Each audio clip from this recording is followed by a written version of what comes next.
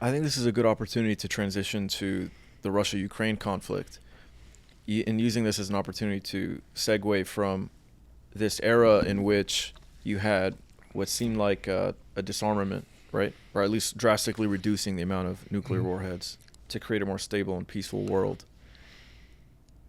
Now we're hearing reports, uh, Putin is announcing a new type of weapon recently. I don't know the specifics. I'm sure you do, but uh, what is it like to witness the rising of tensions after the hard work that you and others did to disarm and create a more peaceful and collaborative environment?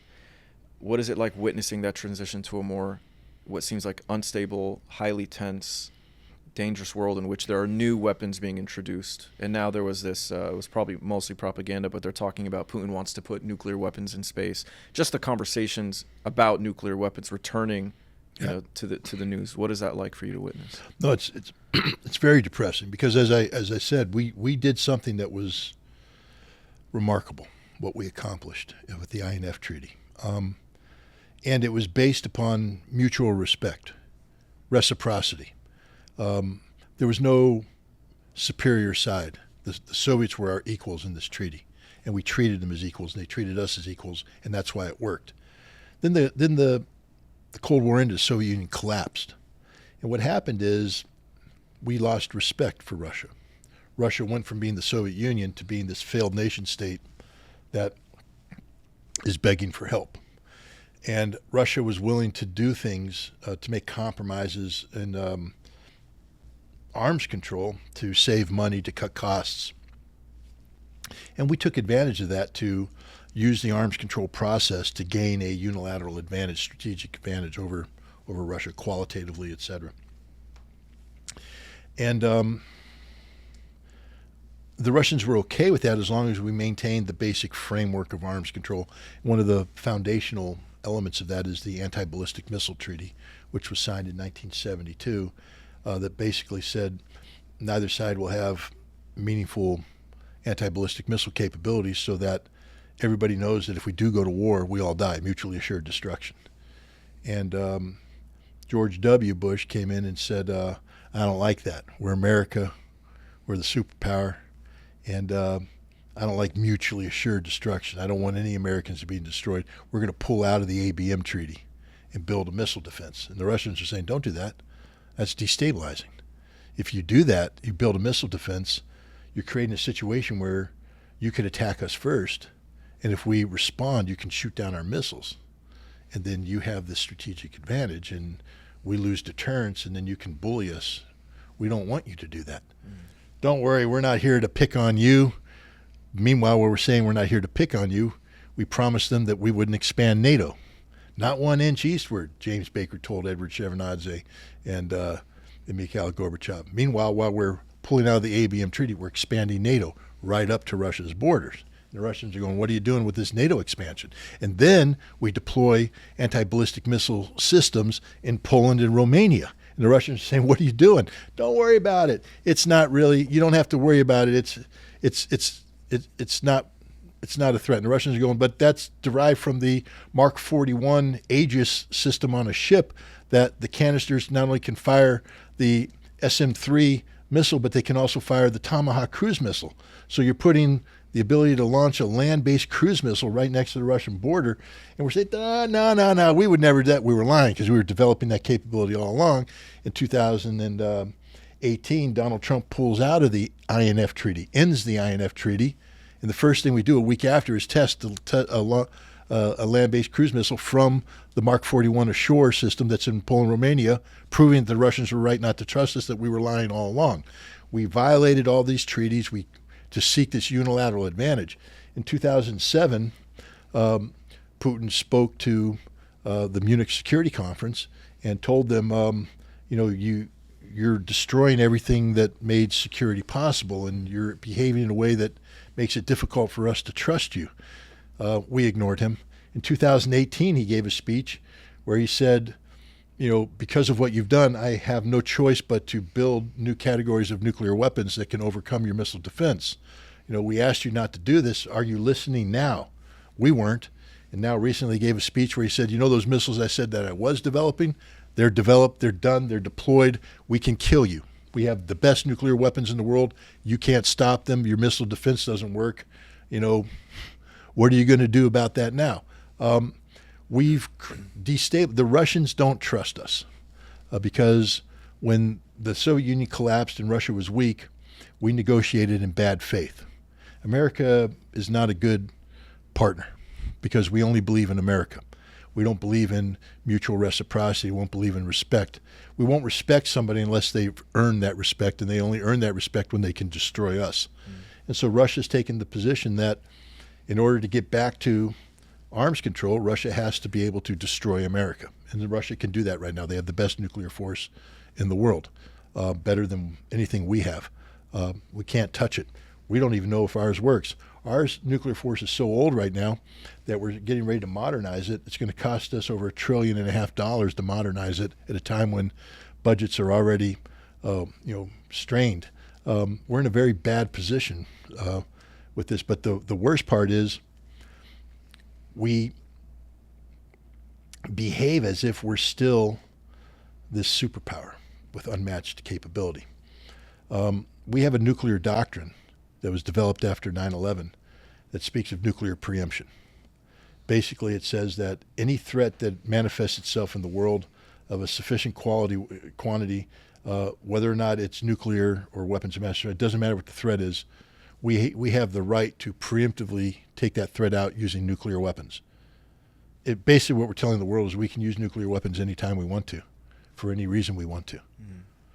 There was a Trump administration official that said, our goal is to have the Russian and Chinese leadership go to bed each night not knowing if America is going to nuke them the next morning. That's insanity. But that's the American posture. So what the Russians have done is say, well, we're not happy with that. So we're going to make sure that no matter what your posture is, we can strike back. Now, the Russian posture for nuclear weapons is if nuclear weapons are used against them, first they will retaliate with overwhelming force, or if an enemy creates a conventional threat, non-nuclear threat, that threatens the existential survival of Russia, then Russia can respond nuclearly. For instance, in the Ukrainian conflict, right now you have the United States and others talking about the return of Crimea to Ukraine. Crimea is Russia. It belongs to Russia right now. I know the United States and Europe don't agree with that, but Russia calls it Russia. Kherson, Zaporizhia, Donetsk, and Lugansk, 4 new territories. They're part of Russia. Ukraine says they want them back. The United States and Europe say we're going to help you get that back. That means that you have to go to war against Russia. You're threatening the existential survival of Russia. Russia would use nuclear weapons. This is the situation we're in right now, where the president of France says that there's no red lines, that he can send French troops into Ukraine to fight the Russians anytime he wants to. But if he does that, then Russia will destroy those French troops, creating a general conflict between NATO and Russia, which will lead to a nuclear war. Do American people know that right now, if the president of France commits French troops to Ukraine, that they're going to die? Did Congress debate this? Did the president of the United States agree to this? Or are we going to let a French president hold us hostage? And why is Macron doing this? Why is he making this threat? Because Macron's embarrassed. Macron was somebody who, before the Russian invasion of Ukraine, said he didn't want Europe to become a battleground between two superpowers, the United States and Russia. That Europe needs to make sure that the United States doesn't, allow a situation to develop where Europe becomes the battleground. That Europe should be looking at developing its own security interests independent of the United States. But then the Russians went into Ukraine, and the United States was able to bully and cajole not only Paris, not only France, but Germany, Italy, Great Britain into leaning forward supporting Ukraine. They bought into the notion that that this was an issue of existential importance to NATO. If Ukraine fell, NATO would collapse.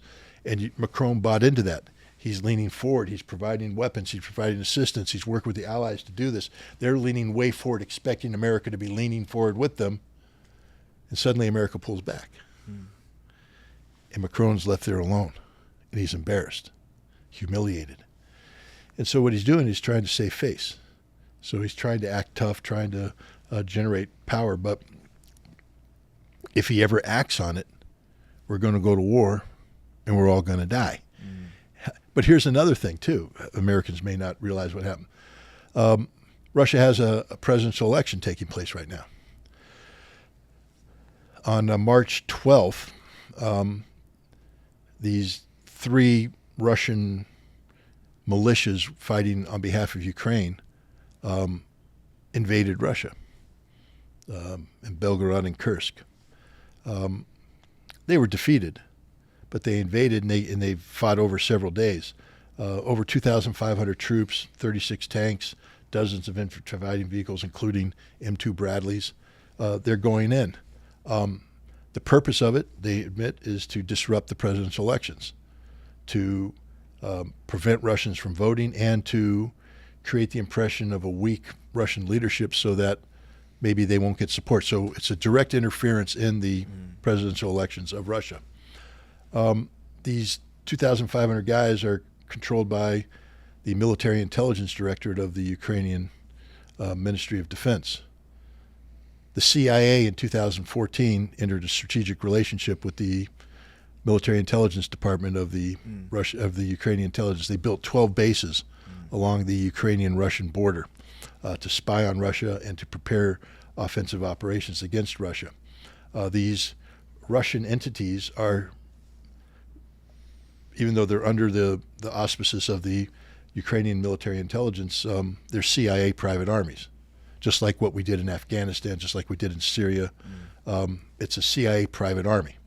The CIA has built a private army that it is sent into Russia, has invaded Russia to disrupt presidential elections. Now, for the American audience, let's put this in perspective.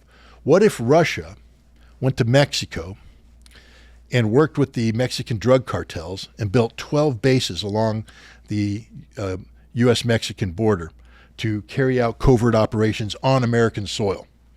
What if Russia got Mexican Americans, American citizens who are angry at America for whatever reason, come to Mexico, organize into a large strike force, and then told them on the eve of American election, invade America to disrupt the election?